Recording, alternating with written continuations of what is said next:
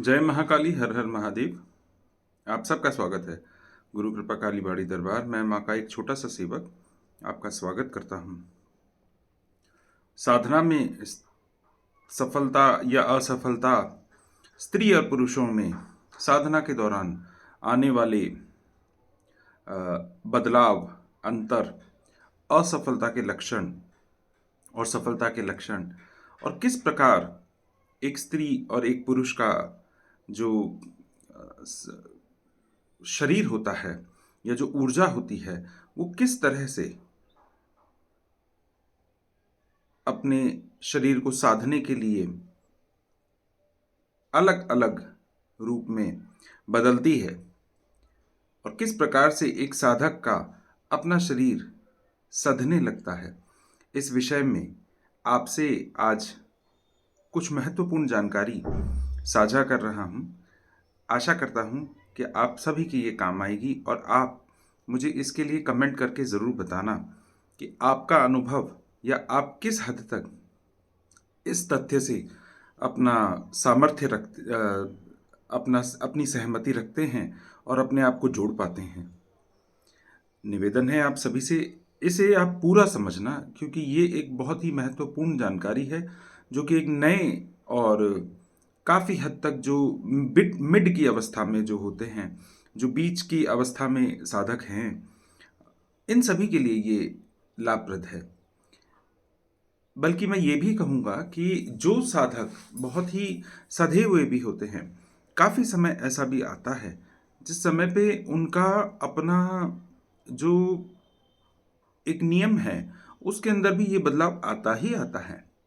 ये एक ऊर्जा के, इसको आप इस तरीके से समझिए कि उस ऊर्जा को धारण करने की जो क्षमता है हर शरीर की अलग अलग होती है।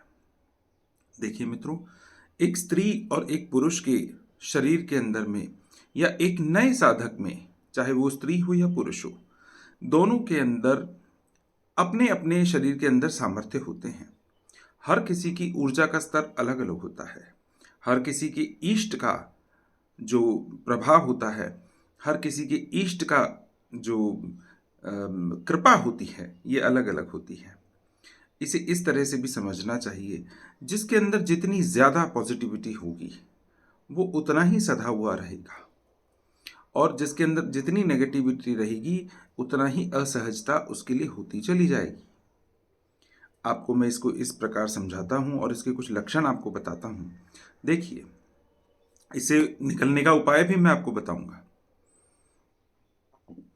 आपने देखा होगा, जब हम कोई भी साधना, जब थोड़े से नए साधक जब अपनी साधना पे जब जुटते हैं और एक साधना को सफलतापूर्वक, एक किसी चरण को, किसी एक छोटे से चरण को जब कंप्लीट करते हैं और जब आगे बढ़ते हैं, उसको पूर्ण करने के पश्चात हर किसी के मन में ये होता है कि हम बस किसी तरीके से आगे चलते चले जाएं। इस दौरान एक स्त्री का जो शरीर होता है और एक पुरुष का जो शरीर होता है, ये अलग अलग तरीके से कार्य करता है। मसलन मैं आपको इसके लक्षण बताता हूँ। जैसे एक पुरुष है, यदि उसने कोई एक साधना किसी प्रकार से पूर्ण की है, किसी भी माध्यम से, गुरु कृपा से या अपनी इष्ट की कृपा से, जैसे भी उसने उसे पूर्ण किया, वो उसे पूर्ण करने के पश्चात संभव है कि यदि कोई सात्विक है तो उसकी जो प्रवृत्ति है वो तामसिक होने लगे। संभव है कि यदि वो शांत है तो वो उग्र होने लगे। संभव है कि यदि उसका चरित्र अच्छा है तो हो सकता है कि उसके अंदर काम भाव बहुत ही प्रचंड रूप से बढ़ जाए। और यदि इस नियम को, इस साधना को या इस ऊर्जा को वो पचाना नहीं सीखेगा तो धीरे धीरे धीरे धीरे उसके अंदर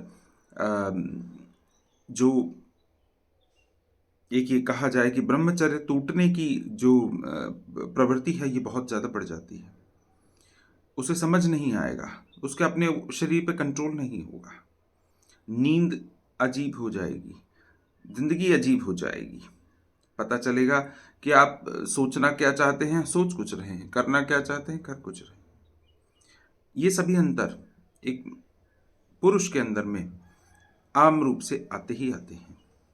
वहीं एक स्त्री जिस समय पे, जो अगर कोई साधिका है और यदि वो कोई साधनारत है, तो उसके अंदर में ये बदलाव बहुत ज़्यादा आएंगे। एक स्त्री का जो शरीर की जो बनावट होती है ये बहुत अलग होती है। ये संभव है कि यदि आपने कोई एक साधना पूर्ण की है और अगर आपने उसको पूरी तरीके से उसके चरण को समझा नहीं है, तो कामभाव उनमें भी बहुत ज़्यादा बढ़ सकता है। अनियमित माहवारी एक इसका बहुत बड़ा उदाहरण होता है। इसमें ये भी संभव है कि उसके शरीर की ऊर्जा इतनी प्रचंड और इतनी उग्र हो जाए कि उसके शरीर के अंदर में बहुत सारे बदलाव आने लगे। जैसे शरीर तपने लगे, शरीर में दर्द बहुत ज़्यादा बढ़ जाए, माहवारी अनियमित हो जाए, कई सारे गुप्त रोग होने लगें, कई मानसिक रूप से बदलाव उसके अंदर आने लगे हैं। ये सब चीज़ें होती हैं, ये सब साधारण बात है। इससे निकलने का जो तरीका होता है वो आपको एक गुरु समझाता है, या आपका अनुभव, या आपके इष्ट की कृपा, यही माध्यम होते हैं। इन सभी चरणों से हर स्त्री और पुरुष साधक को निकलना ही पड़ता है। हर एक स्त्री और पुरुष का जो शरीर होता है ये अलग होता है। हर एक की ऊर्जा बहुत ही अलग होती है। ये पूर्ण रूप से इस बात पर निर्भर करता है कि आपने किस प्रकार और कितनी अपने इष्ट की सेवा की है।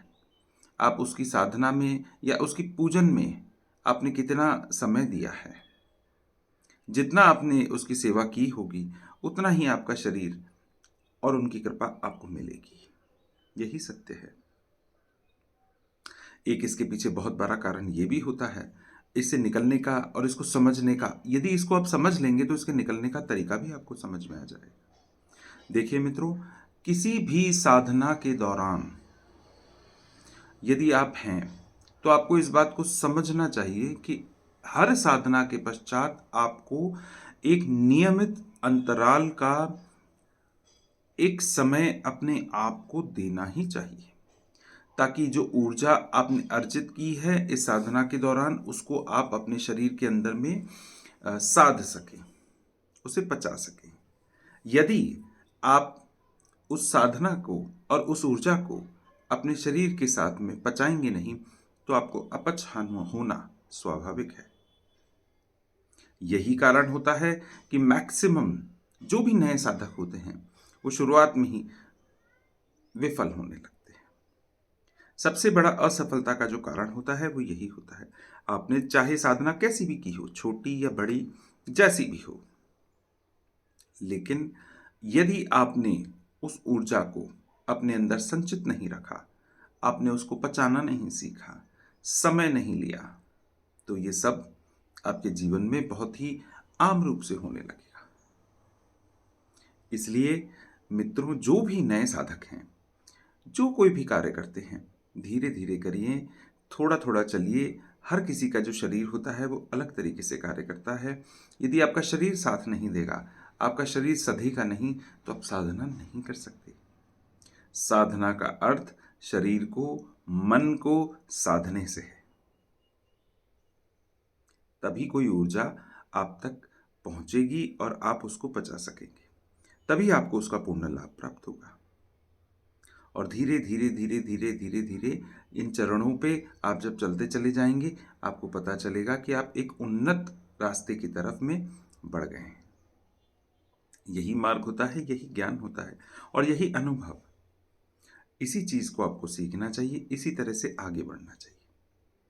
आशा करता हूं आप सभी के लिए ये जानकारी लाभप्रद रही होगी और जिन जिन लोगों ने इसे अपने खुद के जीवन से रिलेट किया है, मुझे कमेंट करके ज़रूर बताना। जय महाकाली, हर हर महादेव। बने रहिए इस चैनल पर और लाइक कीजिए, सब्सक्राइब कीजिए, शेयर कीजिए, ताकि इसी तरह की विशेष जानकारी सहज रूप से मैं आप तक साझा कर सकूं। जय महाकाली, हर हर महादेव।